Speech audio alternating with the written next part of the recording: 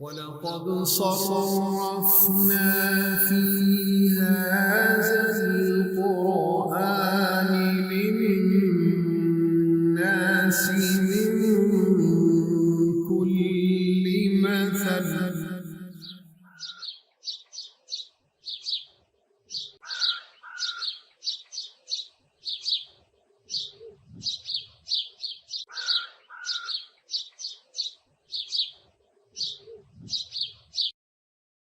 بسم اللہ الرحمن الرحیم اقرأ بسم ربک الذی خلق خلق الانسان من علق اقرأ وربک الاکرم الذی علم بالقلم علم الإنسان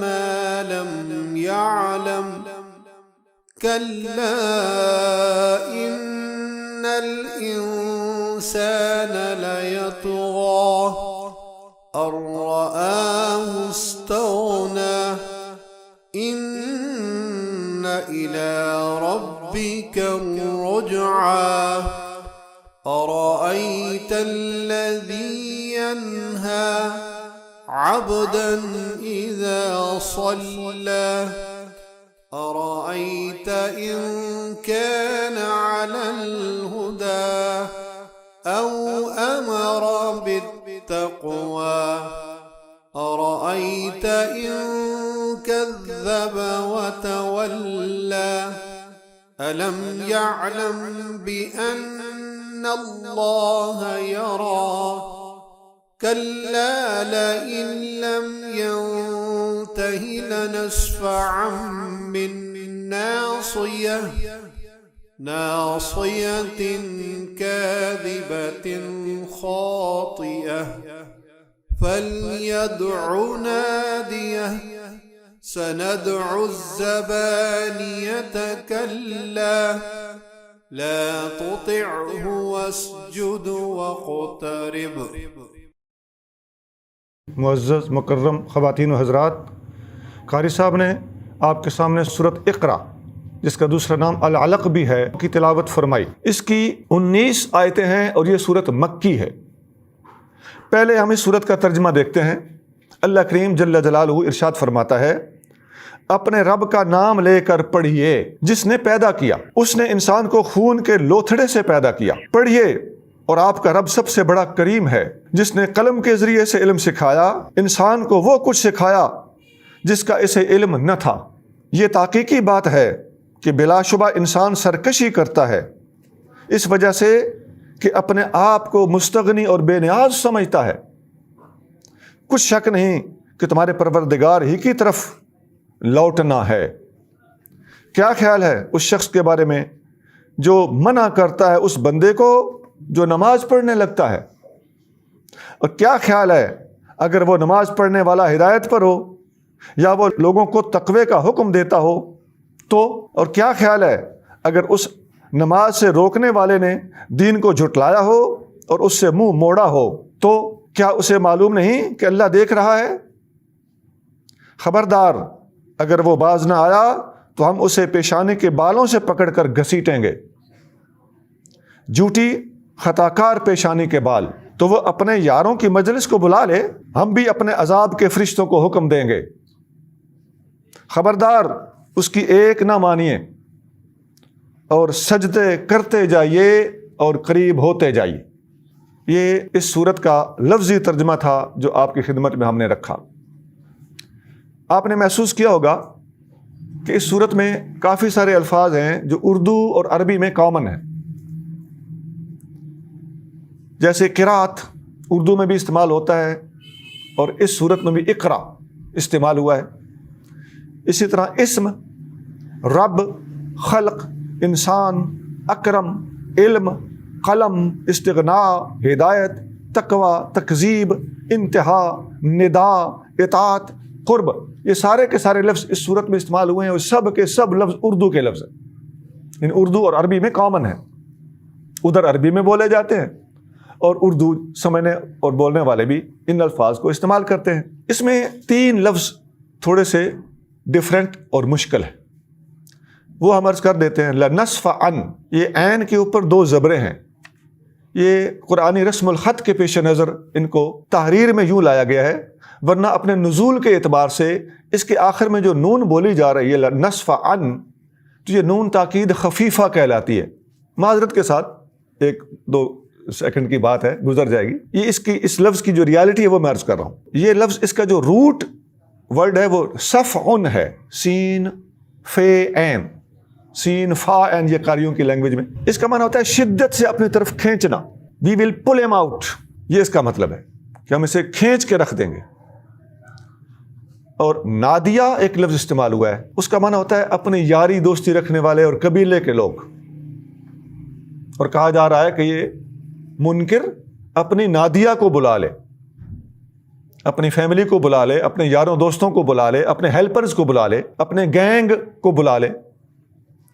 اور اس کے مقابلے فرمایا کہ ہم زبانیہ کو حکم دیں گے۔ زبانیہ عذاب دینے والے فرشتوں کے لیے ایک ٹرمینالوجی استعمال ہوتی ہے، ان کو کہا جاتا ہے۔ یہ اس صورت کے الفاظ کا مختصر سا تذکرہ تھا۔ حدیث میں آتا ہے سب سے پہلے اللہ کریم جل شانہ نے جو صورت اپنے محبوب نبی صلی اللہ علیہ وسلم پر نازل فرمائی تھی وہ یہی صورت علق، اس کی پہلی 5 آیتیں، یہ سب سے پہلا نزول ہے، وہی ہے، اسی سے وحی کی ابتدا ہوئی تھی۔ اما عائشہ صدیقہ رضی اللہ تعالیٰ عنہا ارشاد فرماتی ہیں کہ اول سورۃ نزلت من القرآن اقرأ بسم ربک الذی خلق، سب سے پہلی صورت جو قرآن میں نازل ہوئی ہے وہ اقرأ بسم ربک الذی خلق ہے، جسے آج ہم پڑھ رہے ہیں۔ یہ حدیث مستدرک حاکم میں حدیث نمبر 4004 ہے اور حدیث صحیح ہے۔ اسی طرح ایک اور حدیث میں آتا ہے اول ما بدأ بہ رسول اللہ صلی اللہ علیہ وسلم الرؤیا الصادقہ، سب سے پہلے جو نبی کریم صلی اللہ علیہ وسلم پر وحی آنا شروع ہوئی تو سب سے پہلے سچے خواب آنا شروع ہوئے۔ فقالا، آپ کے پاس ایک فرشتہ آیا تو فرشتے نے کہا اقرأ بسم ربک الذی خلق، آپ پڑھیے اپنے رب کے نام سے جس نے خلق کیا، پیدا کیا۔ آگے 5 آیتیں مسلسل اس فرشتے نے پڑھی اور نبی کریم صلی اللہ علیہ وسلم نے اس کو فالو کرتے ہوئے ان آیتوں کو ریسائٹ فرمایا، تلاوت فرمایا۔ یہ حدیث بخاری شریف میں ہے، حدیث نمبر 4956 ہے، 4956۔ ایک حدیث میں اس طرح بھی ہے، وہ بالکل اسی سے ٹیلی کرتی ہوئی، مطابقت رکھتی ہوئی بڑی خوبصورت بات ہے کہ جب فرشتہ آیا تو فرشتے کے ہاتھ میں کپڑے کا ایک ٹکڑا تھا، اس کے اوپر یہ آیتیں لکھی ہوئی تھی۔ یہ جو کہا جا رہا ہے کہ پڑھیے، یہ پڑھ یا پڑھیے کے لفظ سے پتہ چلتا ہے کہ there was some thing return, تو آپ صلی اللہ علیہ وسلم کو وہ ریٹن شیپ میں کچھ چیز شو کی گئی تھی جسے آپ نے پڑھنا تھا۔ تو یہ جو اشارہ قرآن میں ملتا ہے کہ کچھ لکھا ہوا تھا، وہ حقیقت حدیث کے اندر اسی طرح موجود بھی ہے۔ یہ بھی مستدرک حاکم میں 4006 حدیث نمبر ہے۔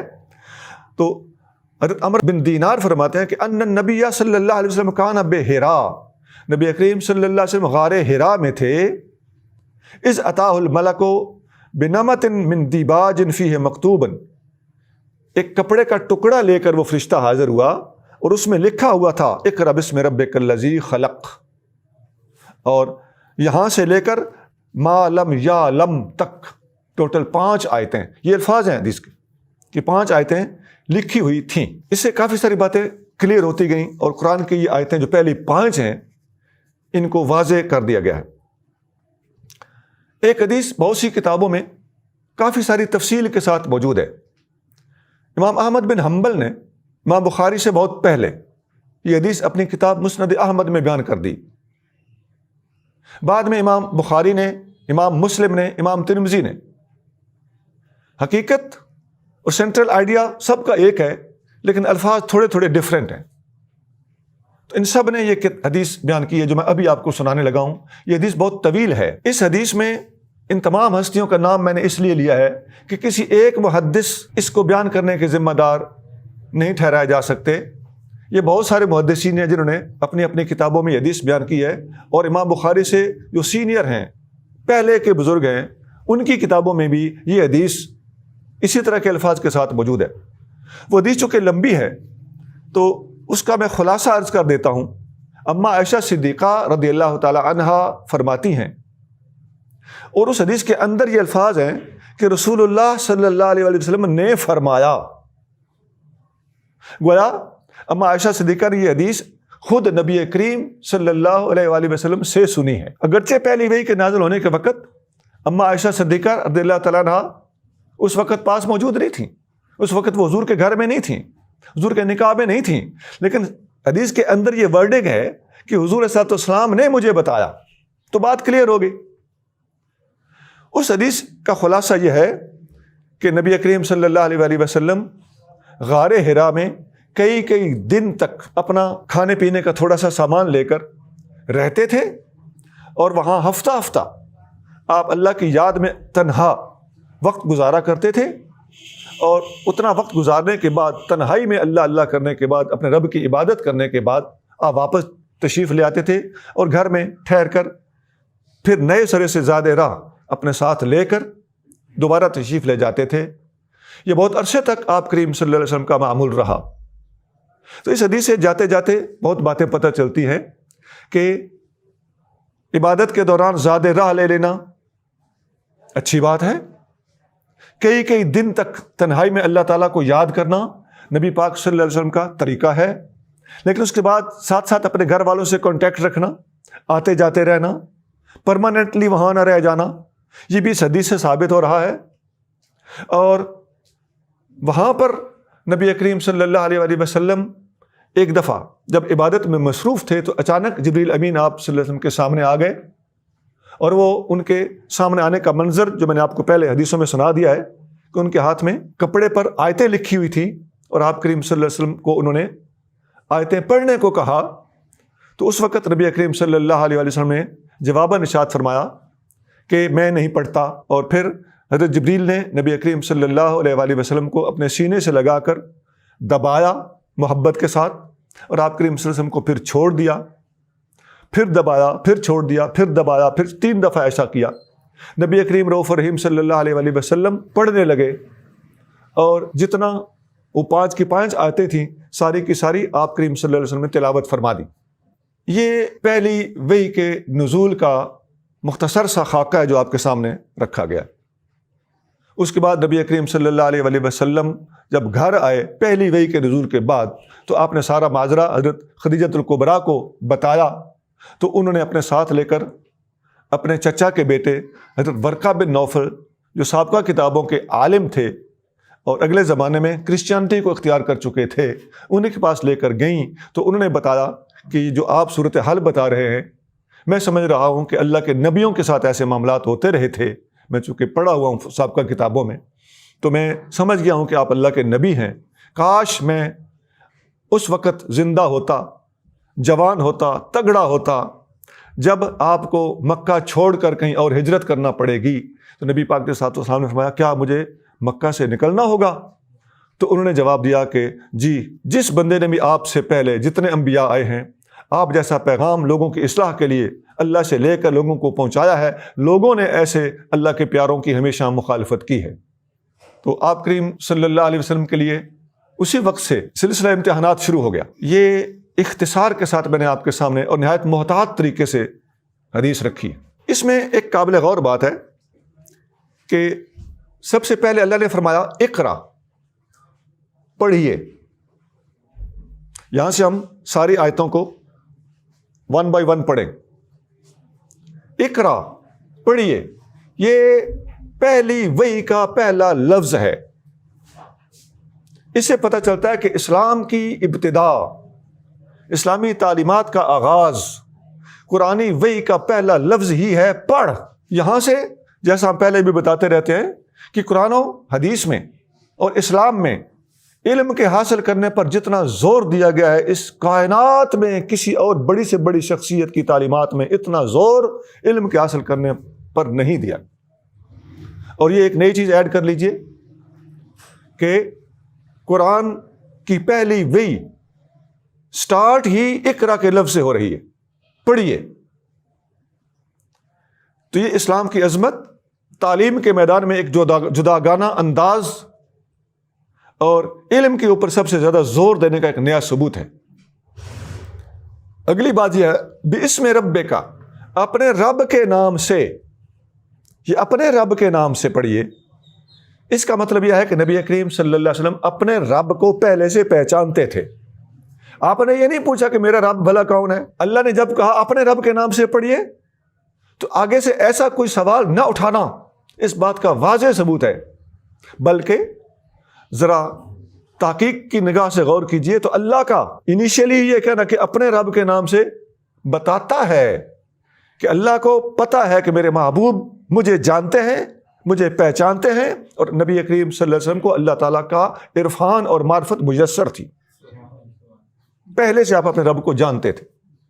یہ اس چیز کا ثبوت ہے کہ نبی کریم صلی اللہ علیہ وسلم اعلان نبوت سے پہلے ایمان پر تھے، اسلام پر تھے، اور باطنی طور پر اللہ تعالیٰ کے ساتھ ریلیٹڈ، کنیکٹڈ، اور جو آپ کا نبوت والا تعلق تھا اللہ تعالیٰ کے ساتھ وہ پہلے سے انٹرنلی قائم تھا۔ پھر اس میں ایک اور لفظ بولا گیا ہے، خلق، اقرا بسم ربک الذی خلق، جس نے خلق کیا۔ اپنے رب کے نام سے پڑھیے جس نے خلق کیا۔ اب یہ خلق کیا تو کس چیز کو خلق کیا، خلق کا مفعول کون ہے، تو وہ بیان نہیں کیا گیا۔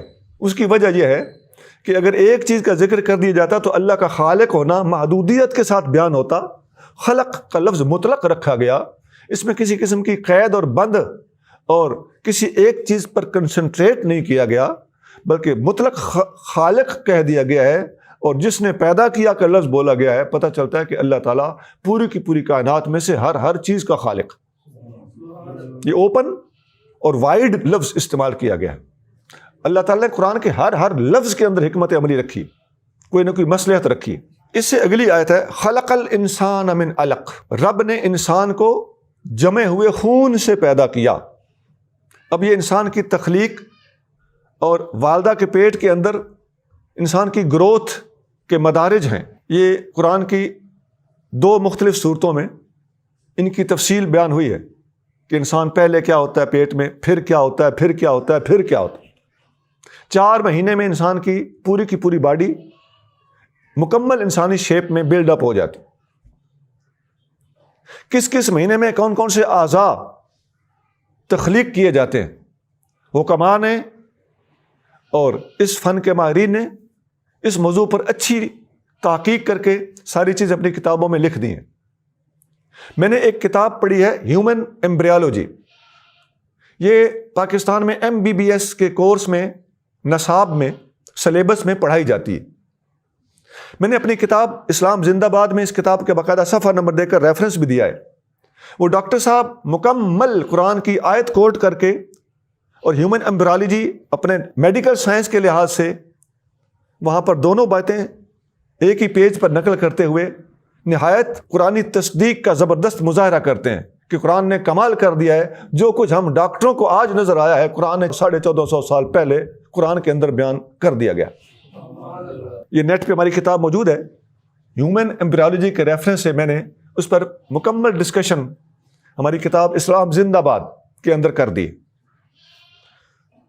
انسان کو جمے ہوئے خون سے پیدا کیا گیا، یہ اس کی سیکنڈ سٹیج ہے، یہاں پر اس سیکنڈ سٹیج کا ذکر کیا ہے۔ اس سے پہلے جو ہم نے سورت پڑھی تھی، سورت والتین، آپ کو یاد ہوگا، لقد خلقنا الانسان فی احسن تقویم، ہم نے انسان کو بہترین تقویم پر اور بہترین شکل و صورت اور بہترین سٹینڈرڈ پر پیدا کیا ہے۔ تو یہاں اس آیت کو یاد رکھنے کا بہترین موقع ہے۔ یہاں فرمایا جا رہا ہے خلق الانسان من علق، انسان کو اللہ نے جمے ہوئے خون سے پیدا کیا۔ آگے یہ پروموٹ ہوا، بڑھتا گیا اور احسن تقویم تک پہنچا۔ تو یہ دونوں آیتیں اگر ملا لی جائیں تو معلومات میں اچھا اضافہ ہو سکتا ہے۔ آگے فرمایا اقرأ وربک الاکرم، اے محبوب پڑھیے جبکہ آپ کا رب بڑا ہی کرم کرنے والا ہے، کرم فرما ہے۔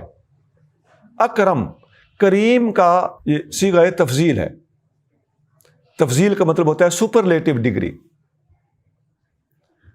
تو کریم ہوتا ہے کرم کرنے والا، اور اکرم ہوتا ہے سب سے زیادہ کرم کرنے والا۔ یہ جو نبی کریم صلی اللہ علیہ وسلم کو حکم دیا گیا تھا اقرا، پڑھیے، تو یہ اس پڑھنے میں اللہ تعالیٰ کی طرف سے مدد اور پڑھانے کی خود ذمہ داری لینے کی طرف اشارہ ہے۔ وَرَبُّكَ الْأَكْرَمُ، واو کا معنی ہوتا ہے، یہاں واو کے کئی معنی ہوتے ہیں عربی زبان میں. واو کا ایک معنی ہوتا ہے کہ the situation is that، یہ واو کا معنی ہوتا ہے. اس کو واو حالیہ بولتے ہیں. حال یہ ہے محبوب آپ پڑھیے، جب کہ حال یہ ہے، صورت حال یہ ہے کہ آپ کا رب سب سے زیادہ کریم ہے. مطلب کیا ہوا؟ یعنی آپ کو پڑھنے میں جھجکنے کی ضرورت نہیں، پڑھنے میں کسی قسم کی دشواری نہیں آئے گی. پڑھانے والے ہم ہوں تو پھر آپ کو پڑھنے میں کیا ہرڈل ہو سکتی ہے، کیا رکاوٹ ہو سکتی ہے؟ آپ بے جھجک پڑھیے، آپ پڑھتے چلے جائیں گے، کسی قسم کی رکاوٹ نہ آپ محسوس کریں نہ ہم آنے دیں گے. یہ وَرَبُّكَ الْأَكْرَمْ کے اندر یہ راز پوشیدہ ہے کہ معاملہ ایسا ہے، آپ کو پڑھانے والا رب آپ کا ہے، آپ کی تربیت کرنے والا، رب کا معنی ہے جو تربیت کرتا ہے، آپ کی تربیت کرنے والا بڑا کریم ہے. تعلیم کے اندر، تربیت کے اندر کسی قسم کا رکھنا نہیں ہوگا. آپ کو اس بارے میں سوچ میں پڑنے کی کوئی حاجت ہی نہیں. یہ ہمارے ذمہ ہوا. تھوڑی سی ڈیٹیل ایک اور جگہ پہ بھی اس کی ملتی ہے، میں وہ بتا دیتا ہوں. سورۃ القیامت کے اندر اللہ کریم ارشاد فرماتا ہے کہ اذا قرأناہ فاتبع قرآنہ، اے محبوب جب ہم قرآن پڑھ رہے ہوں، یعنی جبریل پڑھ رہے ہوں، فاتبع قرآنہ، اس پڑھے جانے کو آپ صرف فالو کریں. کیوں؟ آگے فرمایا کہ آپ صرف سنتے جائیں، اس کو بیان کرنا، اس کے معنی آپ کو سمجھانا، اس کو آپ کے سینے میں محفوظ کرنا. ان علینا جمعہ وقرآنہ، اس کو آپ کے سینے میں جمع کرنا اور اس کو آپ کی زبان پر جاری کرنا. دس آل از اپ ٹو اس، یہ ہمارے ذمہ ہوا. جیسا میں نے بتایا خلق الانسان من علق کو سمجھنے کے لیے لقد خلقنا الانسان فی احسن تقویم، پچھلی سورت کی آیت کو یہاں جوڑیں گے تو زیادہ سمجھ آ جائے گی. اسی طرح اقرأ وربک الاکرم کو سمجھنے کے لیے اگر سورت قیامت کی اس آیت کو اگر آپ یہاں اٹیچ کریں گے، جوڑیں گے، تو آپ کو سمجھ آئے گی کہ قرآن اپنی وضاحت خود کرتا ہے. آگے فرمایا الذی علم بالقلم، آپ کا رب وہ ہے جس نے قلم کے ذریعے سے علم سکھایا. یہ ایک قاعدہ اللہ تعالیٰ نے بیان کیا ہے کہ اللہ نے علم کو پھیلانے کے لیے قلم سے کتنا کام لیا ہے. وہ مالک ہے جس چیز کو چاہے درمیان میں واسطہ بنا لے. علم کی تشہیر میں کاغذ، قلم، تحریر نے ہمیشہ بنیادی کردار ادا کیا. اس وقت بھی تحریر بہت بڑا کام دکھا رہی ہے، خواہ وہ کاغذ پر ہو یا کسی اور موجودہ جدید دور کے حساب سے طریقے سے ہو. نبی کریم صلی اللہ علیہ وسلم ایک حدیث میں ارشاد فرماتے ہیں، جامع ترمذی میں یہ حدیث موجود ہے، حدیث نمبر 2155 2155، اور دوسری جگہ پر بھی ہے 3319. ترمذی میں دو جگہ یہ حدیث موجود ہے. نبی کریم صلی اللہ علیہ وسلم نے فرمایا ان اول ما خلق اللہ القلم، سب سے پہلے اللہ تعالیٰ نے قلم کو پیدا فرمایا. اب یہاں بھی نون والقلم وما یسطرون کو یاد رکھ لیں. سورت قلم پوری کی پوری سورت قرآن کے اندر موجود ہے. یہاں سے قلم کی اہمیت کا اندازہ ہوتا ہے کہ قلم کے نام کی پوری سورت قرآن میں موجود ہے. عزیزان گرامی، ذرا ہر انسان تعصب کو چھوڑ کر ذرا قرآنی تعلیمات پر غور کرے کہ پہلی وہی ہے اقرا، پڑھیے، اور پوری سورت قرآن میں والقلم، ہمیں قسم ہے قلم کی، اور حدیث بتاتی ہے کہ سب سے پہلے اللہ نے قلم کو پیدا کیا. اب ہے کوئی دنیا کا انسان جو اسلام کے علم پر زور دینے کا مقابلہ کر سکے؟ حضرت عمر فاروق رضی اللہ تعالیٰ عنہ فرماتے ہیں، اور بعض کتابوں میں یہ حدیث نبی کریم صلی اللہ علیہ وسلم کے فرمان کے طور پر بھی موجود ہے کہ حضور نے فرمایا. اور ایسا اکثر ہوتا تھا کہ صحابہ کرام جو کوئی بات کرتے تھے تو موسٹلی انہوں نے نبی کریم صلی اللہ علیہ وسلم سے ہی سنی ہوتی تھی، کبھی ریفرنس دے دیتے تھے کبھی نہیں. تو فی الحال میں فاروق اعظم کا قول پیش کرنے لگا ہوں. مستدرک حاکم میں اس کا نمبر ہے 363. فاروق اعظم رضی اللہ عنہ فرماتے ہیں قید العلم بالکتابت، علم کو تحریر کر کے محفوظ کرو. قیدو، محفوظ کرو، بالکتابت، کتابت کے ذریعے سے. یہ ایک نیا پوائنٹ ہے کہ علم کو محفوظ کرنے کا بہترین طریقہ کتابت، تحریر کر لینا. تحریر دو طرح سے فائدہ مند ہے. ایک تو آپ کتاب لکھ لیں گے، اپنی ڈائری مرتب کر لیں گے، اپنی بیاض لکھ لیں گے تو بعد والوں کے لیے فائدہ دیتی رہے گی. نمبر 2، طالب علم جب اپنے یاد کیے ہوئے سبق کو نوٹ کر لے گا نوٹ بک میں، ہاں رف کاپی میں ہی صحیح، تو یاد کیے ہوئے سبق کو لکھ لینے سے گویا دماغ کی تختی پر بھی وہ الفاظ لکھے جاتے ہیں اور بچے کو ایسا سبق بڑی جلدی یاد ہو جاتا ہے. یہ جو تعلیمی اداروں میں آپ دیکھتے ہیں کہ بچوں کو کہا جاتا ہے کہ یہ تم نے لکھ کے لانا ہے، تو کتاب میں لکھا ہوا ہے. نوٹ بک میں لکھنے کا کیا مقصد ہے؟ تاکہ بچہ لکھے گا، اسے پریکٹس ہوگی، اسے یاد ہوگا، اور اس کے وہ الفاظ جو اپنے ہاتھ سے لکھے گا وہ اس کی لوح قلب کے اوپر بھی اسی طرح مرتسم ہو جائیں گے اور تحریر پکڑ لیں گے. سبق یاد کرنے میں تحریر کا بڑا رول ہوتا ہے. ہمارے ایک بہت بڑے بزرگ گزرے ہیں 6 صدی میں، علامہ زرنوجی رحمۃ اللہ علیہ. یہ علامہ برہان الدین مرغینانی جنہوں نے ہدایہ کتاب لکھی ہے، فقہ کی بہت بڑی درسی کتاب ہے، ان کے استاد تھے. انہوں نے کتاب لکھی تعلیم المتعلم. وہ اس کتاب میں علم کو حاصل کرنے اور طالب علم کو سبق پڑھنے پڑھانے کے آداب بڑے احسن طریقے سے سمجھاتے ہیں. اسلام نے اس موضوع پر بڑے عرصے سے کام کر رکھا ہے. دیکھیے یہ تقریباً 900 سال پہلے کی شخصیت. تو انہوں نے یہ کتاب لکھی تعلیم المتعلم.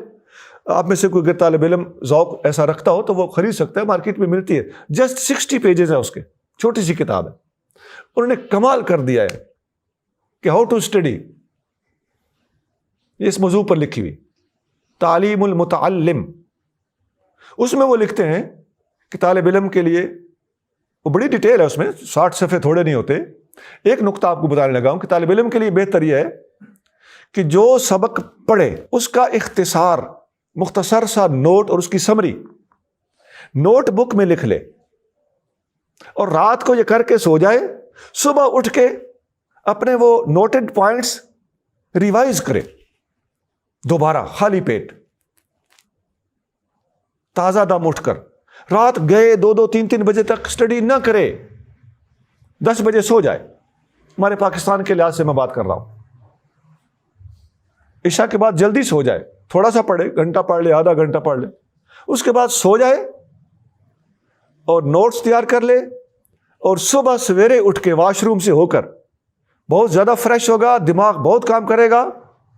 اس وقت اپنے ہی تیار کیے ہوئے نوٹس کو دوبارہ ریوائز کرے، پڑھے. انشاءاللہ اس کو سبق اچھی طرح یاد ہو جائے گا.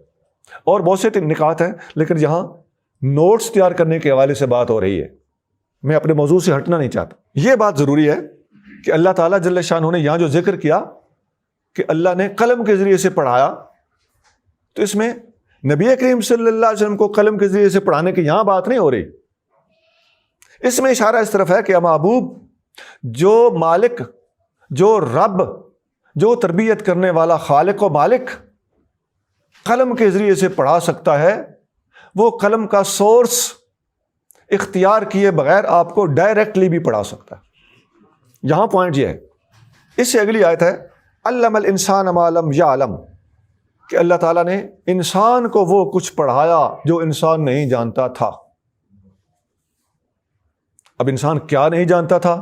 آپ جانتے ہیں کہ انسان جب پیدا ہوا ہے، یا سب سے پہلے انسان کو سیدنا آدم علیہ السلام کو جب پیدا کیا گیا تھا، ان سے پہلے تو انسانیت کا وجود نہیں تھا.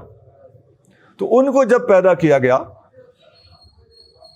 تو ان کو جب علم پہلی بار عطا کیا گیا، ان کے اندر علم انڈیوس کیا گیا، تو اس وقت ان کا ذہن تو اللہ تعالیٰ کے علم کی عطا سے پہلے بالکل خالی تھا. علم الانسان ما لم یعلم، انسان کو اللہ نے وہ کچھ سکھایا جو وہ نہیں جانتا تھا.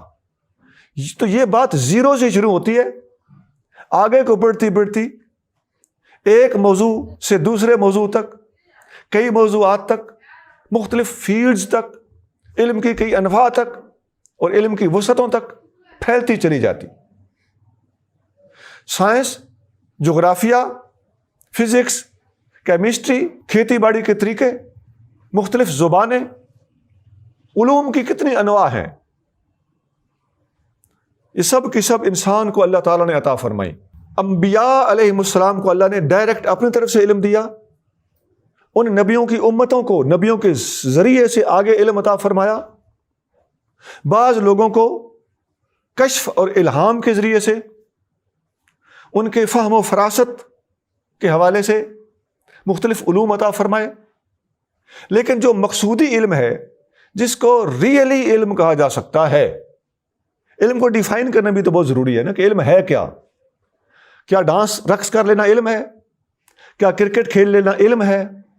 نہیں، یہ مختلف فن ہیں اور فنکاریاں ہیں۔ اچھی ہینڈ رائٹنگ ہونا، اچھی سپیچ کر لینا، ان کا بیسیکلی ایکچوئل اور ریئل علم کے ساتھ کوئی تعلق نہیں ہوتا۔ جو بندہ زبان چلا لیتا ہو وہ تقریر کر لے گا، جو بندہ زیادہ بول لے گا وہ اچھا وکیل بن جائے گا۔ بڑی بڑی صلاحیتوں والے لوگ گاؤں اور دیہاتوں میں اپنی زندگیاں گزار کے چلے گئے، شہروں میں آ کر انہیں اپنے علم اور فن کا مظاہرہ کرنے کا موقع ہی نہیں ملا۔ یہ اللہ کا وسیع نظام ہے، اسے کسی کی پرواہ نہیں ہے۔ وارث شاہ صاحب فرماتے ہیں کہ گن ماڑیاں دے سبے رہن وچے، ماڑے ماڑیاں دے دکھ پھول دے نہیں۔ گن کا مطلب ہوتا ہے صلاحیتیں۔ گن ماڑیاں دے سبے رہن وچے، کمزور لوگوں کی صلاحیتیں اندر ہی دبی کی دبی رہ جاتی ہیں اور وہ قبر میں لے کے چلے جاتے ہیں۔ تو جو لوگ زیادہ پڑھے لکھے ہیں، مختلف زبانیں، مختلف علاقوں میں جانا اور نفسیات کو سمجھنا اور انسانوں کے مختلف انواع کو جاننا، ان کو پرکھنا، ان کو موقع ملا ہے، وہ اس بات کو اچھی طرح سمجھ رہے ہوں گے کہ انسان کے اندر کتنی وسعت ہے اور دنیا میں کتنی کتنی قسم کے انسان اللہ تعالیٰ نے پیدا کیے۔ دیہاتی لوگوں میں بڑی بڑی صلاحیتیں ہوتی ہیں۔ وہ جو پنچایت میں بیٹھنے والے لوگ ہوتے ہیں، نہایت اپنے علاقے کی ٹھیٹھ بولی بول رہے ہوتے ہیں، انہیں کوئی دوسری زبان نہیں آتی، لیکن جب فیصلہ کرنے بیٹھتے ہیں تو بڑے بڑے جج بھی منہ میں قلم ڈال کے بیٹھ جائیں، ان کے ڈیسیجنز دیکھیں تو۔ اسی بنا پر شریعت اسلامیہ پنچایتی فیصلے کو بڑی اہمیت دیتی ہے۔ قاضی کے سامنے بھی، جسٹس کے سامنے بھی پنچایتی فیصلہ جب پٹ اپ ہوتا ہے تو جج کو شریعت حکم دیتی ہے کہ آپ نے پنچایتی فیصلے کو کنسیڈر کرنا ہے۔ یہ ہماری فقہ کی کتابوں میں پورے کا پورا تحکیم کا چیپٹر ہوتا ہے، اس کے اندر یہ ڈیٹیل ساری ملتی ہے۔ تحکیم اس کا معنی ہوتا ہے ثالثی کرنا۔ تو میں یہ عرض کر رہا تھا، ہم واپس اپنے موضوع پر آتے ہیں۔ انسان کو اللہ نے وہ کچھ سکھایا جو وہ نہیں جانتا تھا۔ یہ کیا کچھ سکھا دیا، یہ میں اس بارے میں تھوڑا سا وسعت کے ساتھ بولنا میں نے مناسب سمجھا۔ تو انسان کو جو شرح صدر عطا ہوتا ہے، یہ بھی اللہ تعالیٰ کی ایک عطا ہے، اور انسان کو اللہ تعالیٰ مختلف طریقوں سے علم سکھاتا ہے۔ لیکن جو اللہ کی معرفت کا علم ہے، یہ اصل علم ہے، اس کے لیے انبیاء علیہ السلام بھیجے جاتے ہیں۔ یہ انبیاء کے ذریعے سے حاصل ہوتا ہے، اور اس علم کا کوئی دوسرا علم مقابلہ نہیں کر سکتا۔ ہر وہ علم جو انسان کو اللہ سے دور لے جائے، اسے لوگ علم کہتے ہیں، لیکن وہ ایکچولی علم نہیں ہوتا، وہ جہالت ہوتی ہے یا وہ فن ہوتا ہے۔ یہ جو ایٹیکیٹس اور آداب اور یہ بعض کالجوں میں یا بعض اداروں میں یا CSS وغیرہ کرنے والوں کو بتائے جاتے ہیں، ان کا اللہ کی بارگاہ میں ان کی کوئی ویلیو نہیں ہے۔ یہ محض آپ کا ایک معاشرتی نظام ہے جس کو چلانے کے لیے آپ ایک افسر نے کیسے بولنا ہوتا ہے، اس نے کیسے بیٹھنا ہوتا ہے، اس نے کیا لہجہ اختیار کرنا ہوتا ہے۔ ان باتوں کی اللہ کی بارگاہ میں کوئی ویلیو نہیں ہے۔ معاشرے میں ان کی ویلیو ہے، میں سمجھتا ہوں۔ میں بات کر رہا ہوں کہ انبیاء کی تعلیمات کے مقابلے پہ اٹ از جسٹ نتھنگ، اور ہم یہ باتیں سمجھتے ہیں یہ کیا ہوتا ہے، لیکن ہم نے ان چیزوں کو وہاں پھینکنا مناسب سمجھا ہے جتنا کسی بھی غیر ضروری چیز کو پھینک دیا جاتا ہے۔ اور جب ہم سے کوئی ایسا بندہ بات کر رہا تھا، ہم سمجھ ہوتے ہیں کہ کس نفسیات پہ چل رہا ہے۔ تو اللہ تعالیٰ جل شانہ نے جو صحیح معنی میں علم انسان کو عطا فرمایا ہے، بات اس کی ہو رہی ہے۔ صرف ٹرمینالوجی بدل لینے سے حقیقت نہیں بدل جاتی۔ سڑکوں پہ طوطے لے کر بیٹھے ہوئے بھی اپنے آپ کو پروفیسر کہنا شروع ہو گئے، تو یہ پروفیسر کی ڈیفینیشن ہے؟ نہیں، علم اور چیز ہے۔ صرف کتابیں نکال لینے کا نام یہ پروفیسی نہیں ہے، یہ علم کی گہرائی نہیں ہے۔ ہمارے علماء نے علم کی تعریف یوں لکھی ہے، آپ کے سامنے رکھنے لگے۔ العلم نور فی قلب المؤمن، علم وہ نور ہے جو مومن کے دل میں ہوتا ہے. میں صرف عربی چھوڑ کر اردو آپ کے سامنے پڑھنے لگا ہوں. علم ایک نور ہے جو مومن کے قلب میں موجود ہوتا ہے، فانوس نبوت کے طاق سے پھوٹنے والے اقوال محمدیہ اور افعال احمدیہ سے حاصل کیا جاتا ہے، جس کے ذریعے سے اللہ تعالیٰ کی ذات، صفات، افعال اور احکام کی طرف رہنمائی حاصل ہوتی ہے. یہ ہے حقیقی علم. یہ حضرت ملا علی قاری کی کتاب مرقات جلد اول صفحہ 405 پر عبارت موجود ہے. کتاب العلم، حدیث کی کتاب مشکات ہے، اس کا ایک پورا چیپٹر ہے، چیپٹر آف نالج. اس کے ابتدائیہ میں العلم کے لفظ کی وضاحت کرتے ہوئے حضرت ملا علی قاری رحمۃ اللہ علیہ یہ الفاظ ارشاد فرمائے. اب یہ 5 آیتیں ہیں، یہ جب نازل ہوئیں اس کے بعد وہی کچھ وقت کے لیے موقوف ہو گئی. تو حدیث شریف میں آتا ہے کہ نبی کریم صلی اللہ علیہ وسلم اپنی پہلی وحی کے بعد کچھ عرصے تک وحی کے رک جانے کا واقعہ بیان فرما رہے تھے. یہ الفاظ ہیں حدیث کے. وَهُوَ يُحَدِّثُ عَنْ فَتْرَةِ الْوَحْيِ، آپ وحی کی فترت، گیپ، اس کا واقعہ بیان فرما رہے تھے. تو اس میں آپ نے فرمایا کہ ایک روز میں جا رہا تھا کہ آسمان سے ایک آواز سنی، میں نے نظر اٹھا کر دیکھا تو وہی فرشتہ جو میرے پاس غار حرا میں آیا تھا، وہ زمین و آسمان کے درمیان ایک کرسی پر بیٹھا ہوا تھا. میں اس سے ڈرا، گھر لوٹ آیا اور میں نے کہا مجھے کمبل اوڑھا دو، مجھے کمبل اوڑھا دو. پس انہوں نے مجھے چادر اوڑھائی. پھر اللہ تعالیٰ نے یہ وحی نازل فرمائی، اے کمبل اوڑھنے والے، یا ایھا المدثر. یہ دوسری وحی، قم فانذر، کھڑے ہو جائیے اور لوگوں کو اللہ کے سامنے جواب دہ ہونے سے ڈرائیے اور اپنے رب کی بڑائی بیان کیجیے. وَرَبَّكَ فَكَبِّرْ، اپنے رب کی تکبیر بولیے اور اپنے کپڑے پاک صاف رکھیے. وہ پہلے بھی پاک صاف ہوتے تھے، یعنی اس روٹین کو مینٹین رکھنے کا حکم دیا جا رہا. اور بتوں سے دور رہی. اس حدیث کو روایت کرنے والے ابو سلمہ بیان کرتے ہیں کہ اس میں جو آیت کے اندر الفاظ ہیں وَالرِّجْزَ فَاہْجُرْ، رجز سے مراد بت ہے، کہ بتوں کے قریب نہ جانا آپ کی پہلے سے ایک روٹین ہے، بس آپ نے اس کو مینٹین رکھنا ہے. یہ حدیث کو روایت کرنے والے کہتے ہیں کہ اس کے بعد نبی کریم صلی اللہ علیہ وسلم پر مسلسل وحی آنا شروع ہو گئی. یہ ان 5 آیتوں کے بعد کا تھوڑا سا واقعہ ہے کہ آقا کریم صلی اللہ علیہ وسلم پر وحی تھوڑے عرصے کے لیے موقوف ہوئی اور پھر اس کے بعد سورۃ مدثر نازل ہوئی اور اس کے بعد پھر وحی کا سلسلہ شروع ہو گیا. اب اس سورت کی ان پہلی آیتوں کے بعد اگلے الفاظ کی باری آتی ہے. فرمایا کلا ان الانسان لیطغی ان رآہ استغنی الی ربک الرجعی. یہ اگلی 3 آیتیں میں نے آپ کے سامنے پڑھی ہیں. اس کا ترجمہ ہے بے شک انسان بغاوت کرتا ہے، جب بھی اس کو دولت مل جاتی ہے تو مستغنی بن بیٹھتا ہے، حالانکہ اس نے واپس جانا اپنے رب کے پاس ہی ہے. یہ جو آیتیں ہیں اور ان سے آگے 19 نمبر آیت تک 6 to 19، یہ ساری کی ساری آیتیں کافی دنوں کے بعد نازل ہوئی تھیں. بیچ میں گیپ بھی میں نے آپ کو بتا دیا. سورۃ مدثر بھی اسی دوران نازل ہوئی تھی. ان 3 آیتوں میں سرکش انسانوں کا ایک عمومی رویہ بیان کیا جا رہا ہے. کسی ایک انسان کی یہاں بات نہیں ہو رہی کہ انسان کے پاس جب دولت آ جاتی ہے تو اپنی اوقات اور اپنی حقیقت کو بھول جاتا ہے. بس یہی وہ سلپ ہے جو انسان کو لگتی ہے. جو بندہ دولت پیسہ حلال طریقے سے کما لے مگر اپنی اوقات نہ بھولے تو اس قسم کا دولت مند ہو جانے میں کوئی کباط نہیں. یہی وہ دولت مند تھے جو عثمان غنی دولت مند تھے، ابو بکر صدیق بڑے دولت مند تھے، عبد الرحمن بن عوف بڑے دولت مند تھے. یہ بڑے بڑے دولت مند صحابہ اکرام ہیں، لیکن یہ اس معیار پر پورے اترنے والے لوگ تھے. ان کو آخرت یاد تھی اور اس قسم کا امیر آدمی بن جانے میں آج بھی کوئی کباط نہیں. آخر امیر غریب ہوتے ہیں، کسی نے تو زکوٰۃ دینی ہے نا، اور کسی کو زکوٰۃ دینی ہے، لہذا یہ different. It has to remain up to the end. لیکن شرط کیا ہے کہ انسان اللہ سے مستغنی نہ ہو، اللہ کے سامنے اکڑتا نہ ہو، اپنی دولت پر غرور اور گھمنڈ نہ کرتا ہو، آخرت کو بھلا نہ بیٹھے۔ تو انسان کی اس نفسیاتی کمزوری کو بیان کیا جا رہا ہے کہ عام طور پر انسان پیسہ آ جانے کے بعد رب سے غافل ہو جاتا ہے۔ امیر لوگوں کے پہلے برقعے اترتے ہیں، پھر دوپٹے اڑ جاتے ہیں، پھر بال چھوٹے ہوتے ہیں۔ یہ ایک عمومی بات میں کر رہا ہوں، ہر آدمی کی نہیں، ہر کوئی عثمان غنی نہیں ہوتا۔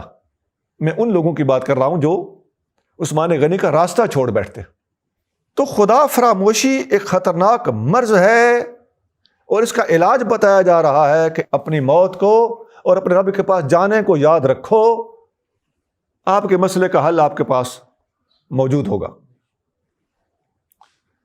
اب ان 3 آیتوں میں گویا آپ کہہ لیں کہ اس سورت کا دوسرا مضمون موجود ہے۔ پہلی 5 آیتیں وحی کی ابتدا ہے، یہ اگلی 3 آیتیں ایک انسانی کمزوری اور اس کا علاج بتانے پر مشتمل ہیں۔ اب اس سے اگلی 11 آیتیں، ان آیتوں میں ابو جہل کی ایک بدتمیزی کا ذکر ہے جو اس نے نبی کریم صلی اللہ علیہ وآلہ وسلم سے کی تھی۔ آیتیں آپ پہلے قاری صاحب سے سن چکے ہیں، چونکہ وہ لمبی آیتیں ہیں، ان کا میں خلاصہ آپ کے سامنے رکھنے لگا ہوں کہ کیا خیال ہے اس شخص کے بارے میں جو منع کرتا ہے۔ یہ منع کرنے والا کون ہے اور کس چیز سے منع کرتا ہے، یہ سمجھ لیں۔ نبی کریم صلی اللہ علیہ وسلم اپنے رب کے طریقے کے مطابق، اپنی شریعت کے مطابق جب نماز پڑھنے لگے تو ابو جہل نے دیکھا کہ یہ کون سا طریقہ نماز ہے، ہمارے باپ دادا تو اس طرح نہیں پڑھتے تھے۔ ایک تو وہ بتوں کے سامنے جاتے تھے، دوسرے اگر نماز پڑھتے تھے تو ان کا طریقہ کار، ان کا پروسیجر، ان کی ورڈنگز، ان کا اٹھنا بیٹھنا جھکنا وہ ڈیفرنٹ طریقے سے ہوتا تھا۔ نبی کریم صلی اللہ علیہ وسلم کو نماز پڑھتے جب دیکھا تو اس نے اپنی عادت، روٹین، آباء و اجداد کے طریقے کے برعکس جب دیکھا تو وہ اکڑ بیٹھا۔ اس نے آپ صلی اللہ علیہ وسلم کو تھریٹ کیا کہ اگر آپ کو میں نے اس طرح نماز پڑھتے دیکھا تو آئی ول سی یو۔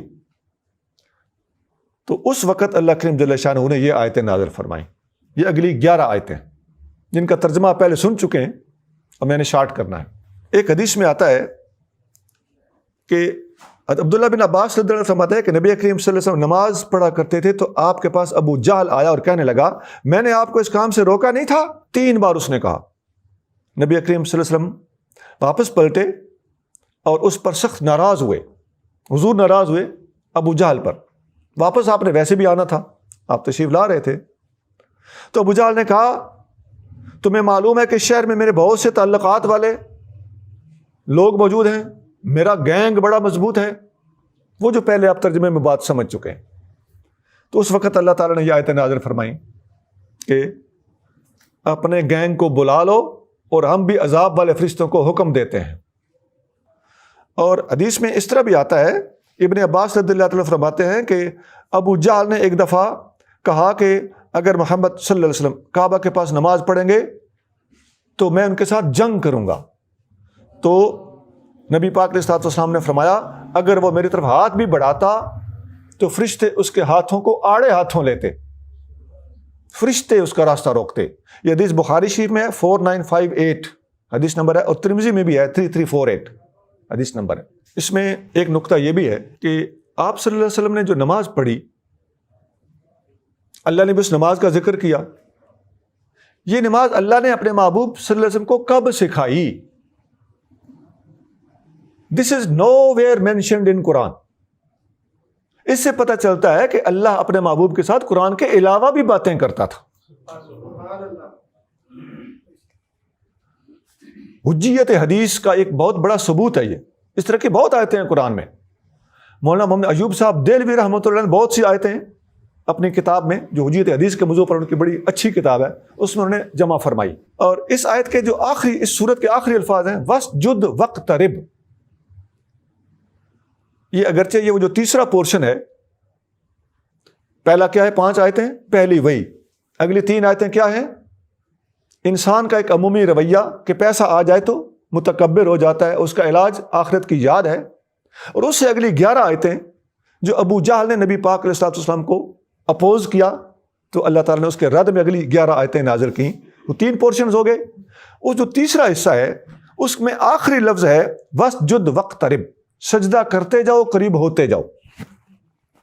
یہ اس کا حصہ ہے کہ آپ ابو جہل کو دفع کریں، آپ اپنا کام کریں، آپ کی لائن میرے ساتھ سیدھی ہے، بات ختم۔ تو اس کو میں چوتھے حصے کے طور پر بھی بیان کر دوں تو اس کی اہمیت کے پیش نظر اس میں کوئی حرج نہیں ہوگا۔ آپ سجدہ کریں اور قریب ہوں۔ حدیث میں آتا ہے نبی کریم صلی اللہ علیہ وآلہ وسلم نے ارشاد فرمایا کہ اقرب ما یکون العبد من الرب وهو ساجد، بندہ اپنے رب کے سب سے زیادہ قریب اس وقت ہوتا ہے جب بندہ سجدے میں ہوتا ہے، سب سے زیادہ قریب۔